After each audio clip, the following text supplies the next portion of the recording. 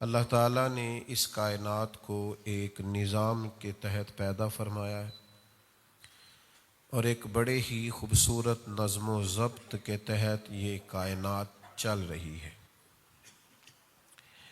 یاد رکھیے گا کہ نظم و ضبط، حسن کاری، خوبصورتی، سلیقہ مندی یہ کسی بھی کام کو خوبصورت بنا دیتی ہے، لیکن کوئی کام بھی اگر ڈھب اور سلیقے سے نہ کیا جائے، وقت گزارنے کے لیے اور اس موقع کو آگے بڑھانے کے لیے صرف کام کیا جائے تو کام تو ہو جاتا ہے لیکن اس کی خوبصورتی قائم نہیں رہتی۔ اللہ تعالیٰ نے قرآن مجید کے اندر ارشاد فرمایا کہ وَهُوَ الَّذِي خَلَقَ اللَّيْلَ وَالنَّهَارَ، فرمایا وہی رب ہے جس نے رات اور دن کو بنایا، وَالشَّمْسَ وَالْقَمَرَ، سورج اور چاند کو بنایا، کُلٌّ فِی فَلَکٍ یسبحون، فرمایا یہ سارے اپنے مدار میں تیر رہے ہیں، اپنے گھیرے میں تیر رہے ہیں، دن بھی، رات بھی، سورج بھی، چاند بھی، یہ سب اپنے اپنے مدار میں تیر رہے ہیں، کوئی کسی کے وقت میں آتا نہیں، کوئی کسی کی جگہ لیتا نہیں، کوئی کسی سے ٹکراتا نہیں، اپنے اپنے مدار میں، اپنے اپنے گھیرے میں تیر رہے ہیں۔ جس طرح تیرنے والا دریا میں تیرتا ہے، اس طرح یہ اپنے اپنے مدار میں تیرتے ہیں۔ یہ سورہ انبیاء ہے، آیت نمبر 33۔ اللہ تبارک و تعالیٰ نے ان کو جو ڈیوٹیاں دی ہیں، یعنی جس وقت دن ہوتا ہے اس وقت رات نہیں ہوتی۔ آپ نے کبھی نہیں دیکھا ہوگا کہ رات بھی ہو اور دن بھی ہو۔ چاند ہوتا ہے تو پھر سورج اوٹ میں چلا جاتا ہے نظر، اپنے اپنے مدار میں۔ ہمارا یہ مزاج ہے کہ ڈھیروں لوگ ہیں جو اپنے مدار میں کام نہیں کرتے، ان کی جو ڈیوٹی اور ذمہ داری ہوتی ہے ان کا نہیں انہیں پتہ ہوتا، باقی سب کا پتہ ہوتا ہے۔ فلاں ٹھیک نہیں کر رہا، فلاں غلط کر رہا ہے، فلاں ذمہ داریوں کا احساس نہیں کر رہا، فلاں شعبے میں لوگ خراب ہو گئے۔ پہلے بھی شاید میں نے عرض کیا ہو، میرے پاس ایک دوست ایک دفعہ تشریف لائے، بڑے محبت والے ہیں اور ان کا یہ جوتے بنانے کا کارخانہ ہے، تو پوری دنیا پر تبصرہ کر رہے تھے اور کرنا چاہ رہے تھے۔ میں نے ان سے عرض کی بڑی محبت کے ساتھ، میں نے کہا آپ سارے کام چھوڑیں، آپ جوتے صحیح بنایا کریں، آپ ملک کا بہت اچھا فائدہ کریں گے۔ کوئی آدمی چلو ایک دفعہ آپ سے جوتے لے تو ایک سال نکل تو جائے، جوتوں والا خرچہ تو بچے۔ آپ غریب کی اتنی مدد بس کر دیں کہ جو آپ کر رہے ہیں اس کو صحیح کر کے کر دیں، تو باقی ساری دنیا کی فکر آپ چھوڑ دیں، جس کو اللہ نے جہاں رکھا ہے وہ اپنی ڈیوٹی کرے گا۔ دوسرے کے کام میں مداخلت کرنا نظم و ضبط کو توڑ دیتا ہے۔ یعنی آپ دیکھیے کہ جنگ احد میں مسلمانوں کو بظاہر نقصان کا سامنا کرنا پڑا، اس کی وجہ یہ بنی کہ نبی کریم صلی اللہ تعالی علیہ وسلم نے بعض صحابہ کی ایک درے پر ڈیوٹی لگائی تھی، فرمایا جب تک میں نہ کہوں تم نے اس درے کو نہیں چھوڑنا، یہیں کھڑے رہنا۔ اب جنگ ختم ہو گئی، مسلمان کامیاب ہو گئے، مال غنیمت جمع ہونے لگا، تو بعض صحابہ نے اجتہاد کیا، انہوں نے کہا کہ یہ جو حضور نے فرمایا تھا نا جب تک میں نہ کہوں، اس کا مطلب یہ ہے کہ یہ جنگ کے ختم ہونے تک کی بات ہے، تو اب تو ختم ہو گئی جنگ۔ اجتہاد کیا، رائے دی، تو جو ان کی ڈیوٹی تھی وہ ڈیوٹی چھوڑ کر وہ ذرا دوسرے کام پر آئے، اس کا نتیجہ یہ نکلا صرف اپنی ڈیوٹی چھوڑ کے دوسری ڈیوٹی پہ آئے، اور اخلاص والے تھے، مخلص تھے، ایمان کے اعلیٰ درجے پر فائز تھے، ان کا ایمان کسوٹی ہے دوسروں کے لیے، دنیا کے سب سے عظیم لوگ تھے، لیکن صرف تھوڑی دیر کے لیے اجتہاد میں بھول ہو گئی اور اپنی ذمہ داری چھوڑ کے دوسرے کام پہ وہ لگ گئے، تو اس کا نتیجہ یہ نکلا کہ 70 صحابہ شہید ہو گئے۔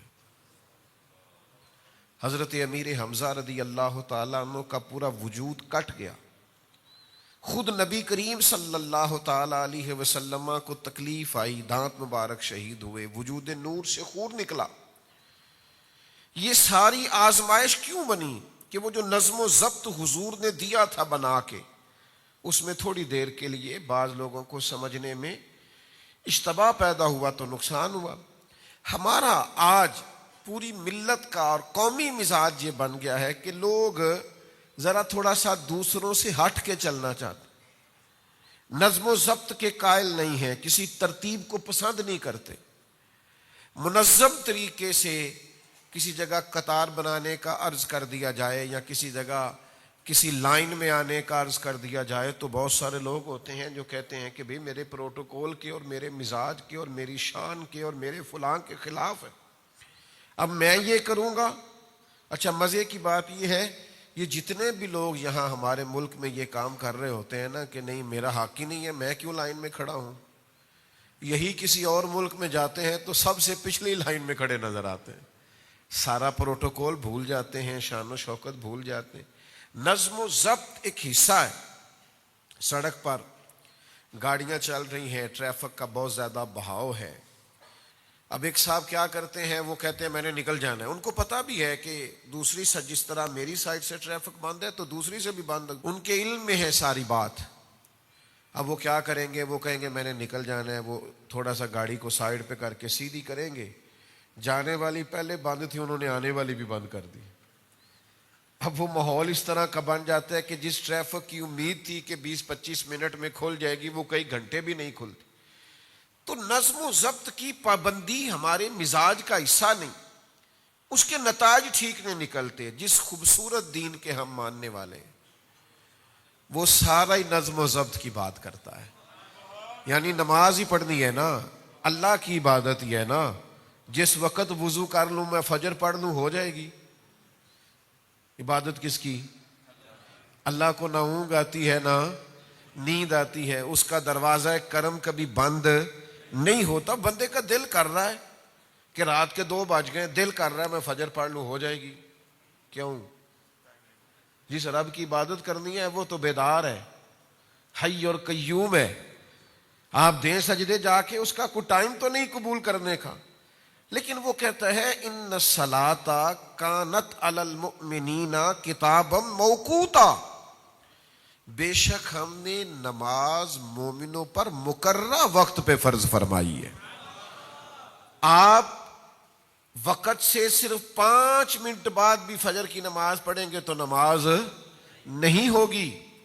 آپ کہیں کہ جناب میرا بڑا دل کر رہا ہے اور دن کے ابھی 11:30 ہوئے ہیں تو میرا دل ہے میں زور پڑھ لوں تو ہو جائے گی، تو آپ کہیں نہ کہ یا اللہ تو قبول کرنے والا، مہربانی کر نہ قبول، تو کریم بڑا ہے، مہربان بڑا ہے۔ ہمارے ہاں نظم و ضبط کا، یہ بخاری مسلم میں حدیث ہے، نبی کریم صلی اللہ تعالی علیہ وسلم نے نا، ایک تو نماز مقررہ وقت پہ فرض ہے، پھر سرکار دو عالم علیہ السلام نے نا اس کے آداب پورے بیان کیے، یعنی آپ کا جسم بھی پاک ہو، لباس بھی پاک ہو، آپ جہاں نماز پڑھ رہے ہیں وہ جگہ بھی پاک ہو، آپ کا منہ بھی قبلے کی طرف ہو، ساری شرائط پائی جائیں، آپ کی نیت بھی موجود ہو، یہ ساری باتیں موجود ہوں گی، پھر آپ ارکان ٹھیک ادا کریں گے، آپ قیام درست کریں گے، رکوع ٹھیک کریں گے، سجود ٹھیک کریں گے، یہ سارا کچھ آپ کریں گے تو نماز ہوگی۔ بخاری مسلم میں حدیث ہے، ایک شخص نے حضور کے سامنے نماز پڑھی، لیکن اس نے وہ مطلوبہ شرائط جو نماز کے لیے ضروری ہیں وہ ادا نہیں کی، تو اللہ کے حبیب نے فرمایا واپس جاؤ اور دوبارہ نماز پڑھو۔ حضور نے فرمایا، سرکار نے یہ نہیں فرمایا کہ تو نے جیسی بھی پڑھی ہے، اب چونکہ میرے سامنے پڑھی ہے تو میں کرتا ہوں دعا تیری قبول ہو جائے گی۔ آپ بات کو سمجھیں، حضور علیہ الصلوۃ والسلام اللہ کے محبوب مطلق ہیں، حضور دعا کر دیتے کہ یا اللہ جو کمی بیشی ہے معاف کر دے، یقیناً معافی ہو جاتی، لیکن نبی کریم علیہ السلام نے اپنی امت کو قاعدے، ضابطے، نظم و ضبط، اصول، یہ ساری چیزیں سمجھائی ہیں۔ حضور نے فرمایا جاؤ دوبارہ نماز پڑھو، انہوں نے پھر نماز پڑھی، لیکن مطلوبہ شرائط ابھی بھی پوری نہیں تھی، فرمایا پھر دوبارہ پڑھو، انہوں نے پھر پڑھی۔ یہاں تو بھائی کوئی مفتی بھی کسی کو 2-3 دفعہ نہیں پڑھا سکتا، نہ کسی کی اتنی جرت ہے، وہ کہتے ہیں مولوی تو قبول کرنی، اے اللہ نے کرنی، اتنی طاقت ہی نہیں کسی کو کوئی کہہ سکے۔ 3 بار حضور نے اس سے کہا دوبارہ پڑھو، دوبارہ پڑھو، دوبارہ پڑھو۔ انہوں نے 3 بار نماز دوبارہ پڑھی، اور چوتھی بار پھر حضور نے سمجھایا کہ یہ کمیاں ہیں، دور کرو گے تو اللہ تمہاری نماز قبول فرمائے گا۔ تو آپ قاعد و ضابطوں کے جب تک پابند نہیں ہوتے، نظم و ضبط کے پابند نہیں ہوتے۔ حضور علیہ السلام سے عرض کی یا رسول اللہ میں اونٹ کھلا چھوڑ کے اللہ پہ توکل کروں؟ فرمایا نہیں، باندھ کے اللہ پہ توکل کر۔ آپ پرہیز کر کے شفا کا مطالبہ کریں، آپ ساری وہ چیزیں کھاتے جا رہے ہیں۔ اسلام نظم و ضبط کا قائل ہے۔ ظہر کے بعد صحابہ حضور سے ملنے نہیں جاتے تھے، ان کو پتا تھا کہ اللہ کے محبوب علیہ السلام دوپہر کے کھانے کے بعد کچھ دیر کیلولا فرماتے، نہیں جاتے تھے، ان کو خبر تھی آرام کا وقت ہے۔ تو بھائی اسلام تو نظم و ضبط کا قائل ہے۔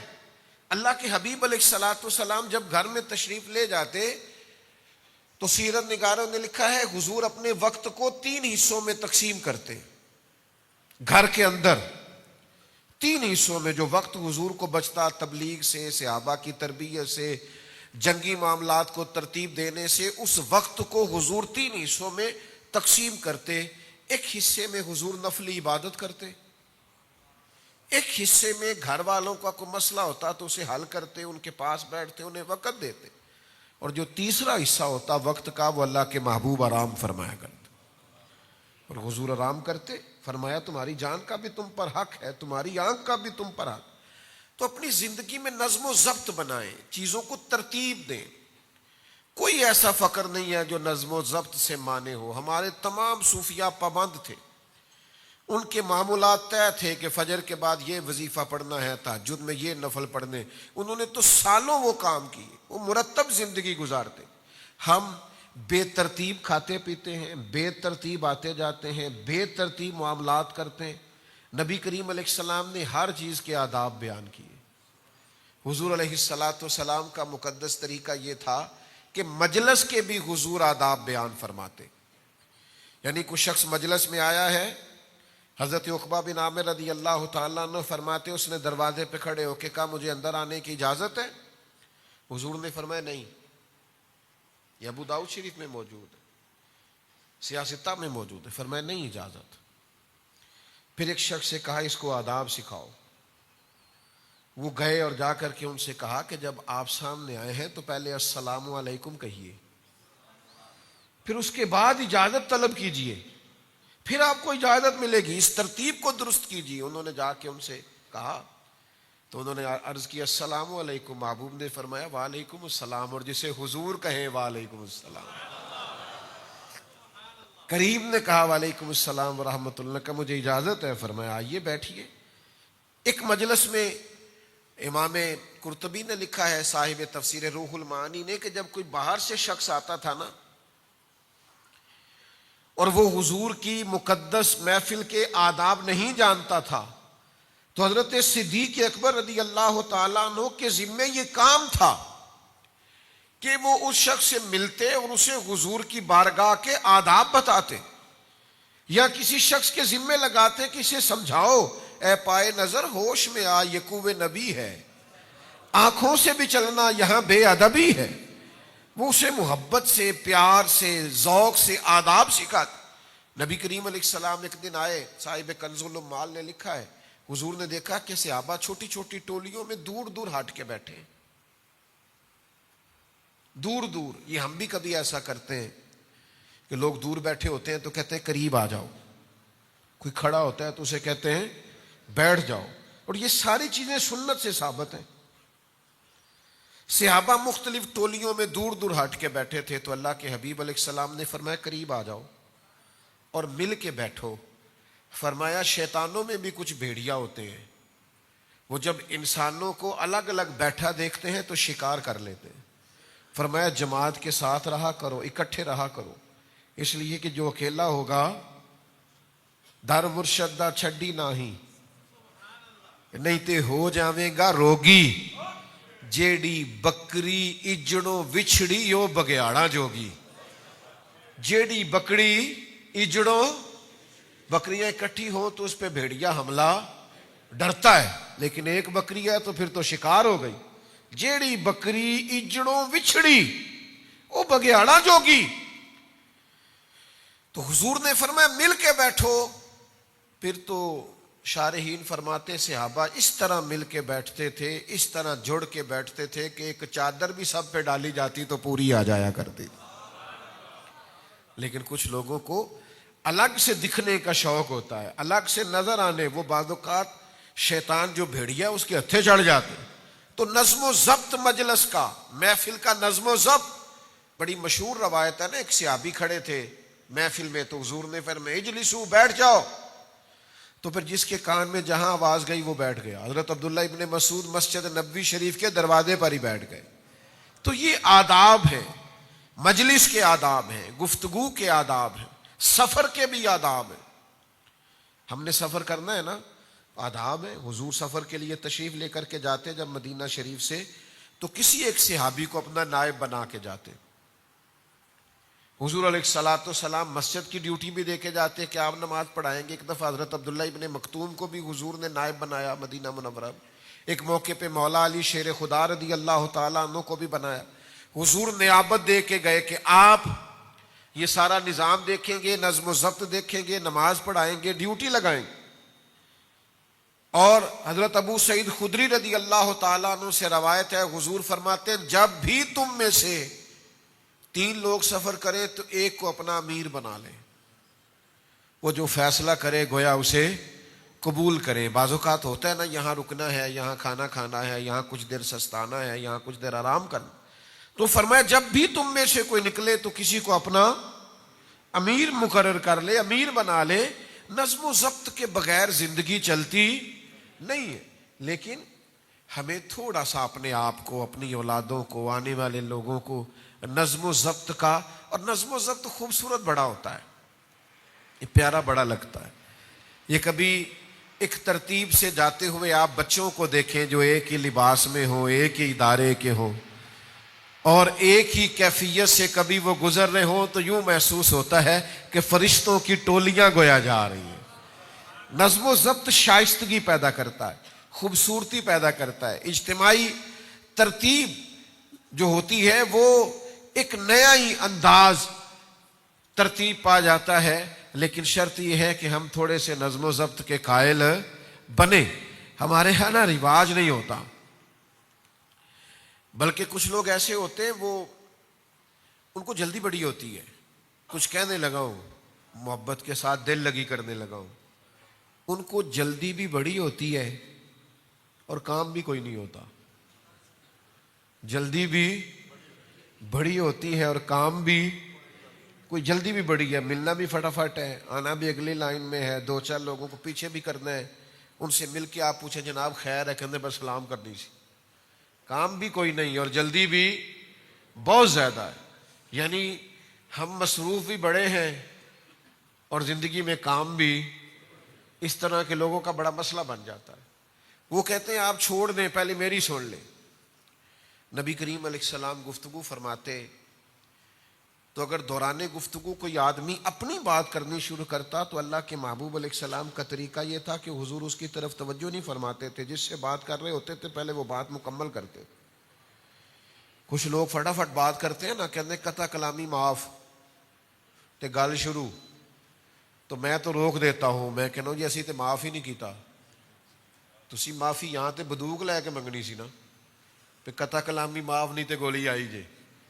تو آپ نے کہا قطع کلامی, تو ہم نے تو معاف کیا ہی نہیں, آپ نے بات شروع بھی کر دی. پہلے پوچھ لیں کہ ہم نے معاف کی ہے قطع کلامی. آپ نے قطع کلامی کا کہہ کے آپ نے فٹافٹ گفتگو شروع کر دی. پوچھ تو لیں کہ ہم نے معافی دی کہ نہیں دی. تو آپ کوئی بات کر رہا ہے اسے مکمل کرنے دیں. نظم و ضبط کا ایک طریقہ ہے, اس کی بات مکمل ہو جائے پھر آپ اپنی بات کر لیں. سلیقہ ہوتا ہے, طریقہ ہوتا ہے. اب تو کچھ ویڈیوز وائرل ہوتی ہیں, کچھ شر پسند لوگ کسی جلسے میں آ گئے, کسی محفل میں آ گئے, کوئی کسی سیاسی جماعت کا ہے, کوئی کسی کا ہے, کوئی نوجوان بیچارے غیر تربیت یافتہ وہ آ جاتے ہیں, اپنا کیمرہ بھی ساتھ لے کے آتے ہیں, کسی عالم سے سوال کرتے ہیں, سوال بھی ایسا تلخ کرتے ہیں اس کا کوئی وجود نہیں ہوتا. اب وہ اس وقت تھوڑی سی تلخی انسانی طبیعت کا حصہ ہوتی ہے, پھر اس کو وائرل کر دیں گے. اب جو لوگ محفل میں موجود نہیں انہیں حقیقت حال کی خبر اس ویڈیو کو دیکھتے ہیں تو ویڈیو کے اندر جو چیز بنائی گئی ہوتی ہے اس سے متاثر ہوتے ہیں. ایک میرے جاننے والے ڈاکٹر صاحب ہیں, بڑے اچھے آدمی ہیں, نمازی ہیں, ایک خانقاہ سے وابستہ ہیں. ان کی ایک ویڈیو وائرل ہو گئی یہی ہمارے گجرانوالہ کے ایک پرائیویٹ ہاسپٹل میں ہوتے ہیں. میں نے کسی کو نہیں بتایا, مجھے اچھا نہیں لگا, کسی کو وہ ڈانٹ رہے تھے. بندہ بڑا نفیس ہے, مریضوں کی خبر گیری کرنے والا شریف انسان ہے. ویڈیو وائرل ہو گئی, وہ بڑا کسی کو ڈانٹ رہے ہیں اور وہ ویڈیو بنا رہا ہے اور یہ کہہ رہے ہیں کہ میں تینوں لیبڑ لینا ہے. وہ کہتے ہیں اس بندے نے آ کے اتنی تلخ بات کی ہمارے ساتھ, اتنی تلخ بات کہ میں بتا نہیں سکتا. وہ کہتے ہیں دہرائی بھی نہیں جا سکتی. اور تھا وہ بیچارہ کوئی بلیک میلر ٹائپ صحافی. کہتے ہیں وہ اس نے بات کی, ہمیں غصہ آ گیا. اب وہ اشتعال انگیزی والی ویڈیو اس نے بنا لی اور پھر اس نے ہم سے مطالبہ کیا کہ میں ڈیلیٹ کروں گا لیکن 5 لاکھ روپیہ لوں گا. کہتے ایسی آکے چڑھا دے, 5 لاکھ کوئی نہیں. اب کسی بندے نے نہیں دیکھا کہ وہاں پورا واقعہ کیا تھا. تو یہ کیا ہے بھلا؟ یہ قوم جب اخلاقی طور پر پوری طرح گر جاتی ہے پھر وہ اس طرح کے مظاہرے کرتی. اخلاقی اقدار والے لوگ یہ کام نہیں کرتے. آپ کو پتہ ہے ہم بھی بعض اوقات ویڈیو سے منع کرتے. محفل میں گزر رہے ہیں تیزی سے, ایک شخص کو دیکھا ہی نہیں کہ وہ ہاتھ ملانا چاہ رہا تھا, گزر گئے. رش بڑا ہے, سب سے ملا نہیں جا سکتا, 2 جگہ پہ اور بھی پہنچنا ہے. اب وہ ویڈیو بن گئی, پھر اس کے اوپر یوں کر کے دائرہ لگایا, تکبر دیکھو مولوی صاحب کا, ہاتھ نہیں ملایا. تب یہ ویڈیو بنانے والے کی غلطی ہے, اسے خبر ہی نہیں کہ 3 جگہوں پہ اور بھی جانا ہے, رکا جا ہی نہیں سکتا. تو یہ ساری پوزیشن ہوتی ہے. تو نظم و ضبط میں جب ہم آئیں گے, ترتیب کو دیکھیں گے, خوبصورتی پیدا ہو جائے گی. اور آپ یقین کریں زندگی میں ایسے بھی خوبصورت لوگ دیکھے ہیں جنہوں نے کہا میں قربانی دیتا ہوں باقیوں کے لیے, آپ سب سے بات کر لیں. دیکھیں نا, سیکھنا ہی ہے نا کسی سے. میری زندگی کا بہت بڑا حصہ سڑکوں پہ گزرا ہے. ایک جملے سے میں نے بڑا ہی سیکھا ہے. وہ ٹرکوں کے پیچھے لکھا ہوتا ہے, ڈالے کے پیچھے لکھا ہوتا ہے, بڑا مزیدار, سیکھنے والا, تربیت والا. کوئی ہارن دے رہا ہے, کوئی تیزی میں ہے, تو اس نے لکھا ہوتا ہے تو لنگ جا او تہاڈا بھلا ہو جائے, تو لنگ جا ساڈی, اے جڑی ساڈی خیر ہے بڑی مزیدار ہے. یعنی تو لنگ جا ساڈی, چل بھائی تو لنگ جا, کوئی مسئلہ نہیں, تو جیت جانا تھوڑی دیر کے لیے, ہو جا کامیاب, کوئی مسئلہ نہیں. تو اپنی زندگی میں نظم و ضبط کو, حسن کاری کو, خوبصورتی کو لائیں. اچھا کبھی کبھی سب سے نہیں ملا جا سکتا, ہر آدمی کی بات سننا ہر بندے کی بس کی بات نہیں ہوتی. قاضی ایاز مالکی اندلسی شفا شریف میں لکھتے ہیں نبی کریم علیہ الصلوۃ والسلام نے فرمایا کچھ لوگ ایسے ہیں جو اپنی حاجات مجھ تک نہیں پہنچا سکتے. ویسے تو حضور جانتے ہیں, ہر غلام کا چہرہ حضور جانتے ہیں, لیکن یہ ہماری تربیت کے لیے فرمایا کچھ لوگ اپنی باتیں مجھ تک نہیں پہنچا سکتے. فرمایا جو کسی کی بات مجھ تک پہنچائے گا اس بندے کو قیامت کے دن نہ کوئی خوف ہوگا نہ پریشانی ہوگی. اس نے میرے غلام کا پیغام مجھ تک پہنچا دی. کتنی بڑی سعادت صرف پیغام دینے والے کے لیے کہ سارے نہیں پہنچ سکے, لیکن جو وسیلہ ہے, جو ذریعہ ہے, جس کے ذریعے پیغامات پہنچ سکتے ہیں, اس کو اللہ کے حبیب علیہ السلام نے کتنا پسند کیا. جنگ ایمرجنسی کا موقع ہوتا ہے, جنگ خوف کا موقع ہوتا ہے, اضطرابی حالت ہوتی ہے, جنگی ماحول, کہتے ہیں ہم حالت جنگ میں ہیں, سخت موقع ہوتا ہے. لیکن قربان جائیں عرب کے لوگ بڑی بے ڈھنگی سی جنگ کرتے تھے. نبی کریم علیہ السلام نے جنگ کے بھی طریقے بتائے, صف بندی کر کے بتائی. حضور نے بتایا کیسے جنگ لڑنی ہے. نبی پاک علیہ السلام نے فرمایا یہ نہ کرنا دشمن بڑا دور ہو تو تم تیر چلا دو. فرمایا اسے قریب آ لینے دینا, پھر نشانہ باندھنا, تیر ضائع نہیں کرنا. فرمایا اس پر تیر چلانا, اور اگر وہ زیادہ قریب آ جائے تو پتھر سے حملہ کرنا, اور جب بالکل قریب آ جائے پھر تم نے تلوار اٹھانی ہے, پھر تم نے نیزے کا استعمال کرنا, پھر تم نے خنجر اٹھانا ہے. وہ ساری ایک مرتب ترتیب جس سے جنگی حکمت عملی سمجھ میں آئے. کافروں کو نہیں سمجھ آ رہی تھی کہ بدر کے دن حضور نے ریتلی زمین پر کیوں جا کے ڈیرا لگایا ہے. وہ اس لیے ڈیرا لگایا کہ صبح بارش ہو گئی تو وہ زمین سخت ہو گئی. اس کا فائدہ ہو گیا، مضبوط ہو گئی، اور انہوں نے جہاں ڈیرا لگایا تھا وہاں کیچڑ بن گیا۔ تو میرے عزیز یاد رکھیے گا کہ جنگ کے موقع پر بھی آپ حکمت عملی کا مظاہرہ کریں گے، آپ ترتیب کے ساتھ چلیں گے۔ جب زندگی مرتب ہو جاتی ہے پھر زندگی بڑی خوبصورت ہو جاتی ہے۔ مجھے ویسے تو کو 20-22 سال ہو گئے یہ گفتگو کرتے، تقریر کرتے، دوران طالب علمی سے ہی بات کرنی شروع کر دی تھی، تو اب بھی کوئی 18 سال تقریباً ہونے کو ہیں یا اس سے زیادہ مستقل جمعہ پڑھاتے۔ اور جن لوگوں کو 17 سال ہو گئے میرے پاس جمعہ پڑھتے، انہیں پتہ ہوگا کہ کبھی ایسا نہیں ہوا کہ میں 10 منٹ جمعے میں لیٹ ہوا ہوں۔ ہو ہی جاتا ہے نا، کبھی بندہ بیمار بھی ہوتا ہے، کمی بیشی بھی ہوتی ہے۔ کہیں ٹائم دیا ہو تو ایسا نہیں ہوتا کہ وہ لوگ باہر گلیوں میں کھڑے ہوں کہ پہنچے نہیں، ایسا ہو جاتا ہے کہ 25 منٹ پہلے پہنچ گئے۔ بھائی زندگی میں آپ نظم و ضبط بنائیں اگر آپ نے کوئی کام کرنا، آپ چیزوں کو مرتب کریں اگر آپ نے کوئی کام کرنا ہے، آپ طے کریں۔ یعنی اتنے سالوں میں ایسا نہیں ہوا کہ آج 15 منٹ لیٹ ہیں، آج 18 منٹ لیٹ ہیں، آج 10 منٹ لیٹ ہیں، بس کرنا ہے نا ایک کام تو 1-2 منٹ تو سمجھ میں آتے ہیں۔ کسی وقت ٹریفک رک گئی، لیکن آپ نے عمر بھر ہر کام ہی دیر سے کرنا ہے، کیسے کام چلے گا؟ کیسے ترتیب بنے گی؟ جن لوگوں نے یہی آج تک طے نہیں کیا کہ سونا کتنے بجے، اٹھنا کتنے بجے، ہمارے بہت بڑے درویش بزرگ گزرے، حکیم الامت مفتی احمد یار خان صاحب نعیمی رحمت اللہ علیہ، ان کی زندگی میں لوگ شکوہ کرتے تھے کہ مفتی صاحب زیادہ پاس بیٹھنے نہیں دیتے۔ کچھ لوگ جاتے ہیں نا، ان کا خیال ہوتا ہے کچھ خوش گپیاں ہوں، کچھ ٹائم نکلے، کچھ تھوڑا سا سوسائٹی پہ، معاشرے پہ، ارد گرد کے ماحول پر تبصرہ ہو، وہ جی بیٹھنے نہیں دیتے۔ مفتی صاحب نے قرآن مجید کی تفسیر لکھی ہے، 1 جلد کا 1 پارہ ہے، 8 جلدوں میں شرح لکھی ہے انہوں نے مشکات شریف کی۔ اگر وہ لوگوں کو پاس بٹھائے رکھتے تو وہ کام جو ان کے وصال کے اتنے سالوں کے بعد بھی لوگ فائدہ اٹھا رہے، میرے جیسے کئی لوگ اس سے نفع اٹھاتے ہیں، اسے پڑھ پڑھ کے اپنا فائدہ کرتے ہیں، وہ کام ہو سکتا تھا۔ مفتی صاحب اتنے پابند تھے وقت کے، 1 بجے وہ بیان شروع کرتے تھے، جب وہ مائک میں کہتے نا الحمدللہ تو لوگ گھڑیاں ٹھیک کرتے تھے۔